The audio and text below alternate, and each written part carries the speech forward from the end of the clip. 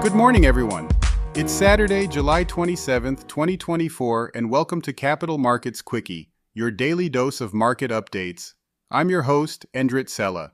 Let's dive into what happened in the markets yesterday.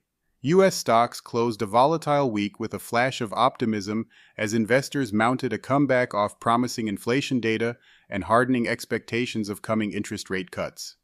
The Dow Jones Industrial Average added 1.6%, or more than 650 points. The Standard & Poor's 500 rose about 1.1%, while the Nasdaq Composite gained 1%, although both indexes were still in the red for the week. Stocks turned positive after a turbulent series of sessions. The Nasdaq and the Standard & Poor's 500 took a hit as big tech earnings undermined confidence in the AI trade, leading to a shift from mega-caps to small-cap stocks. The Nasdaq shed 2% over the week, while the Standard & Poor's 500 lost about 1%. Only the Dow emerged with a win, gaining roughly 1%. This pause in the rally has Wall Street questioning whether the sell-off is a turning point to sustained lower prices or just a typical bull market pullback.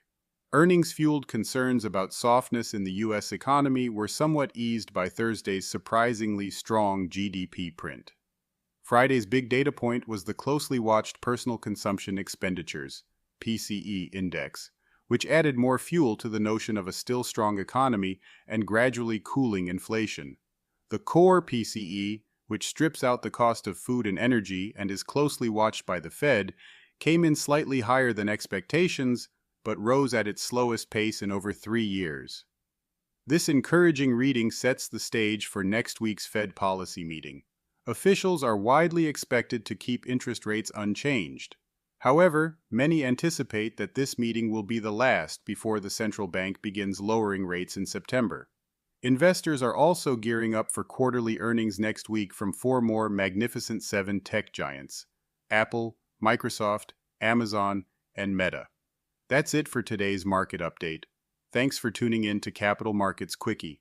I'm Endrit Cela, and I'll catch you on Monday with more market news and events in the week ahead.